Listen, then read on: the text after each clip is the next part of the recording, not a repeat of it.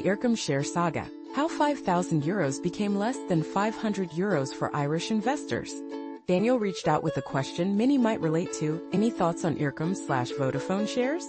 His family had bought a modest amount when the shares were issued, but they've become more of a headache than a help, constantly receiving paper statements and tiny dividend checks that barely cover mailing costs. He suspects that selling the shares might cost more than they're worth, a feeling shared by many who invested in Eircom. This story is more than just about money lost. It's one of Ireland's biggest financial disappointments in decades. If you're scratching your head, wondering what happened, here's the lowdown. Back in the 60s, 70s, and 80s, Ireland's telecom system was among the worst in Europe. Folks waited months or years just to get a landline installed. When they finally did, call costs were sky-high, plus hefty line rental fees, around €400 annually, making phone bills a big financial strain. Change trickled in during the early 80s, despite tight budgets. In 1983, the government transformed posts and telegraphs into Telecom Éireann, jumping on a rapid modernization to switch from outdated analog technology to a more cutting-edge digital network by the decade's end. The goal was clear: if Ireland wanted foreign giants like Microsoft and Apple to invest, top-notch infrastructure was a must. Telecom Éireann's mobile branch, Eircell, took off from 1986 as Ireland's sole mobile operator, initially growing slowly but steadily. By the 90s, it served many with the famous 088 phone prefix. Come the late 90s Celtic Tiger boom, Telecom Éireann was raking in profits, catching the eye of UK company Cable and Wireless.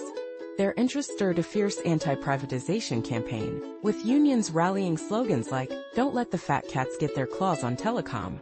But despite resistance, privatization moved ahead. The winners? Some very wealthy individuals. The rest of the public was invited to buy shares, often with loans from banks and credit unions charging around 10% interest.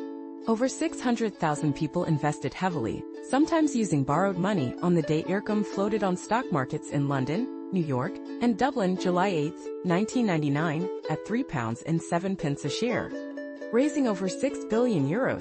But the dream quickly soured. Within a year, the company lost more than a third of its value. Management sold off Eircell to Vodafone, and a leveraged buyout piled on debt that sank the company's value even further. Australian financiers added more debt, and less than 15 years later, Eircom was in court seeking protection, valued at almost nothing. Many investors, like Daniel's family, watched their shareholdings shrink drastically. Dominic Coyle of PriceWatch has done the math on what those shares converted into Vodafone stock are actually worth today, and it's a bitter pill. Reaching out on social media, we heard from many others with similar stories. Deirdre bought the minimum stake and lost money, only the quick sellers made a profit. Dano recalls only those who sold on day one came out ahead. Terry bought €1,000 worth and sold for just €300. Fiambera eventually cut losses after not selling early. Karen shared how her late father's hopes for retirement vanished. Maura lamented turning €5,000 into less than €500. Michael never cashed dividend checks or engaged with the company, feeling defeated.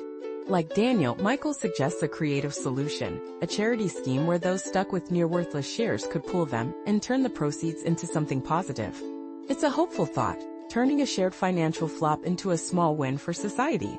Whether such an idea can take off remains uncertain, but one thing's clear: the Eircom share saga is a stark reminder of the risks behind some investment opportunities, especially those pushed hard by the state.